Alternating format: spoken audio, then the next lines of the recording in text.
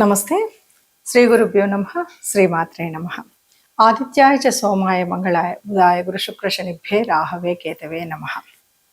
ఇప్పుడు మనం నడుస్తున్నటువంటి కాలంలో ముఖ్యంగా ఈ మాసం అంటే జూలై 27, 2026లో శనిగ్రహం వక్రిస్తుంది అన్నది అందరికీ తెలిసినటువంటి సంగతే. ఇది దాదాపు డిసెంబర్ 10 వరకు ఈ వక్రగతిలో నడుస్తుంది. మరి ఇలా వక్రగతిలో నడిచినప్పుడు పరిస్థితి ఏంటి అన్నది చూద్దాం. ముందుగా దానికి మనందరికీ తెలుసు, శని అంటేనే మందగ్రహం అని, శని మనకు కొంత ఇబ్బంది కలిగిస్తుందని. అట్లా అందుకని ముందుగా ఆ శని పరమాత్ముడికి నీలాంజనం సమావాసం రఘుపుత్రం యమాగ్రజం ఛాయా మార్తాండ సంభూతం తం నమామి శనిశ్చరం అని ఒక్కసారి నమస్కరిస్తూ, అసలు ఈ వక్రగతి అంటే ఏంటి? గ్రహాలు ముందుకు నడుస్తాయి కానీ వెనక్కి నడుస్తాయా అంటే, మనకి ఛాయాగ్రహాలు రెండు వెనక్కే నడుస్తాయి. అయినప్పటికీ మిగతా గ్రహాలు ఏదైనా వెనక్కి తిరిగి నడుస్తుందా అంటే, ఇక్కడ ఏవైతే ఔటర్ ఆర్బిట్స్లో ఉన్నాయో అవి కొంచెం నెమ్మదిగా నడుస్తూ ఉంటాయి. అలాంటప్పుడు ఇటువైపు ఉన్నటువంటి గ్రహాలు నడుస్తూ ఉన్నప్పుడు, భూమి తిరుగుతూ ఉన్నప్పుడు అవి వెనక్కి వెళుతున్నట్టుగా కనిపిస్తుంది. అంటే మన ఇమాజినేషన్ ఎట్లా ఉంటుందంటే, మనం ట్రైన్లో వెళ్తున్నప్పుడు ఆ స్థలాలు వెనక్కి ఎలా వెళ్తాయో అలాగా వెనక్కి వెళ్ళినట్టు ఉంటుంది. దీన్ని వక్రగతి అంటారు. ఈ వక్రగతి మనకి ముఖ్యంగా ఇప్పుడు ఈ మాసంలో జూలై 27వ తారీఖు నుండి డిసెంబర్ 10వ తారీఖు వరకు శని వక్రగతిలో ఉంటుంది. మరి శని ప్రత్యేకించి వక్రగతిలో ఉన్నప్పుడు ఎవరెవరికి ఎలా ఉంటుంది ఏంటి అన్నది మన ఒక్కొక్క రాశి వారిగా మనం చెప్పుకోవాలి. అయితే దానికి ముందు మనకు తెలుసు, శని అంటేనే కాస్త ఇబ్బంది కలిగించేదని, నెమ్మదిగా నడుస్తుంది అని. శని యొక్క తత్వంలో ఎంత శ్రమ పడితే అది కర్మానుకూలంగా జరిగేటువంటి పరిస్థితులని, మన కర్మఫలాన్ని బట్టి మనకి ఇలాంటివి జరుగుతాయని. ఏదైనా సరే ఈ వక్రగతి కేవలం ఇప్పుడే కాకుండా కొన్నిసార్లు జన్మరాశిలో కూడా అంటే మన పుట్టుకలోనే వక్రగతిలో ఉన్నటువంటి రాశులు కూడా ఉంటాయి. అలా ఉన్నప్పుడు ఎలా ఉంటుంది, ఇవన్నీ విషయాలు మనకి కాస్త ఆలోచనలో ఉంటే గనక ఈ వక్రించినప్పుడు ఏం జరుగుతుంది, ఎట్లా జరుగుతుంది అని మనకు తెలుస్తుంది.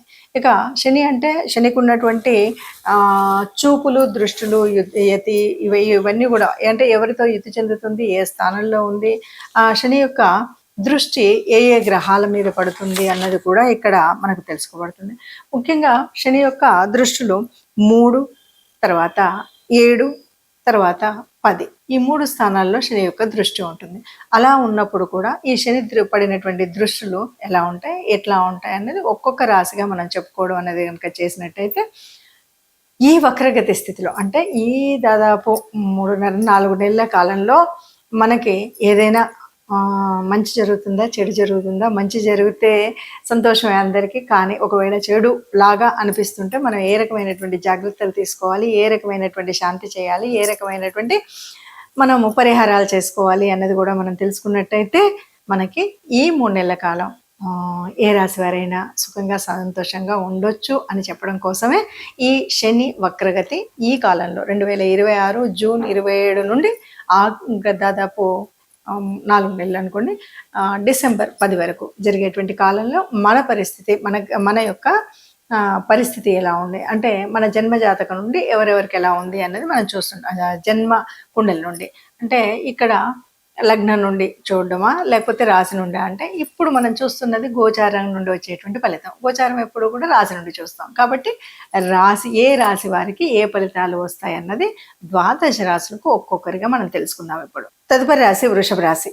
వృషభ రాశి వారికి మనకి ఈ శని వక్రగతి ముఖ్యంగా ఇప్పుడు ఈ 137 రోజులు జరిగేటువంటి వక్రగతి సమయంలో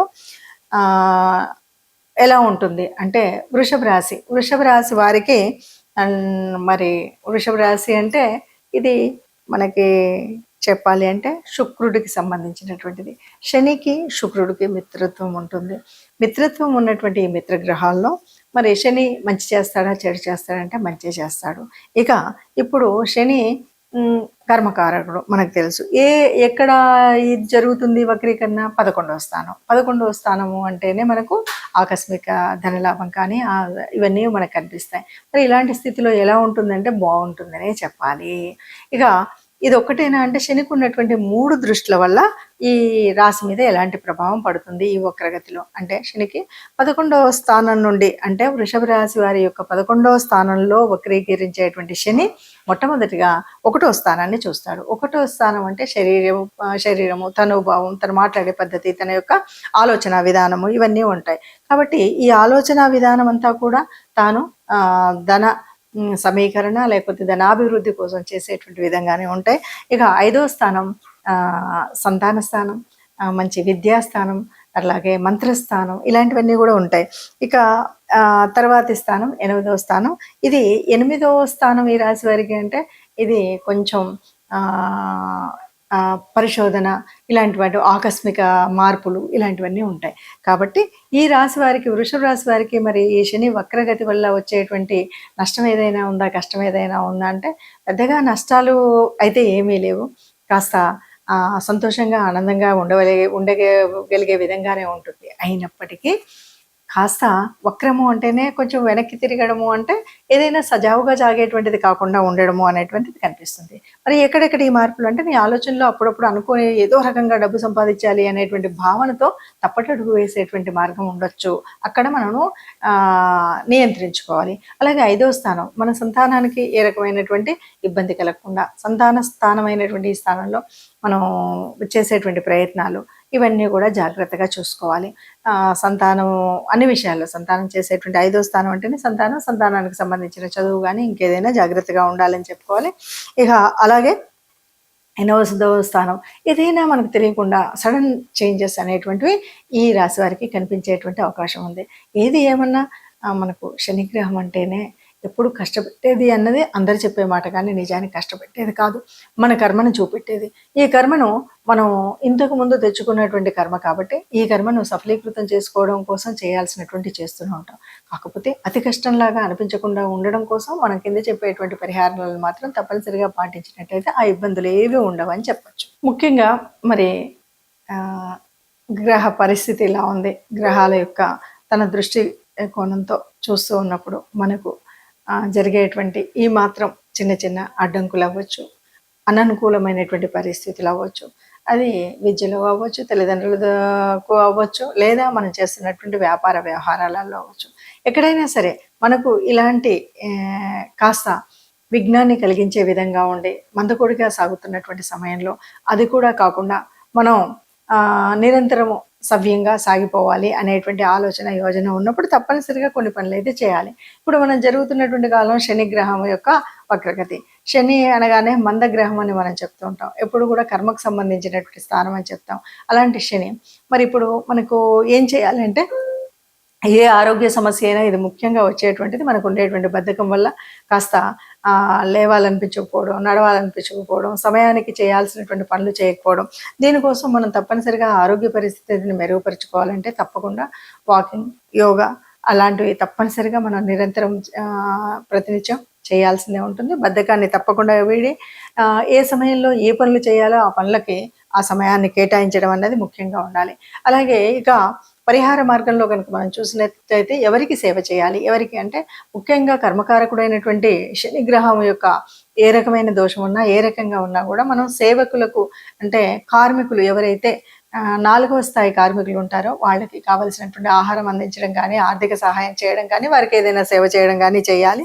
అలా కాకుండా మరి గ్రహ అనుకూలత అంటే మరి శనిదేవుడికి చేయాలి. ఇది శనిదేవుడికి మనం ఏం లేదు, నిత్యం కూడా శని మంత్రాన్ని చదువుకోవడం అనేటువంటిది చేయాలి. దీంతో పాటు దేవతా అనుగ్రహం కావాలి అంటే ఎప్పుడైనా సరే శివానుగ్రహం ముఖ్యమైనటువంటిది. అలాగే హనుమంతుడికి కూడా మనం ప్రార్థించడం అనేటువంటిది ఒక స్థితి. హనుమంతుడికి కానీ శివాలయానికి కానీ ఈ 2 ఆలయాల్లో ఏ ఆలయానికి వెళ్ళినా పర్వాలేదు. కనీసం శనివారం మనం అనుకున్నట్టుగా ఎవరైనా కార్మికులకు ఏదైనా తోచినంత ఆహార నిమిత్తం సహాయం చేయడం ఒకటి, దేవాలయానికి వెళ్ళడం 2, ఈ 2 కాలేదు అంటే ఎక్కడైనా సరే గోశాలకు వెళ్ళడం, గోగ్రాసం ఇవ్వడం అనేటువంటివి కనుక మనం చేసినట్టయితే ఈ శని గ్రహం యొక్క వక్రగతి వల్ల పొందేటువంటి అననుకూలమైనటువంటి విషయాల్లో సానుకూలత తప్పకుండా చెందుతామని చెప్తూ నమస్తే.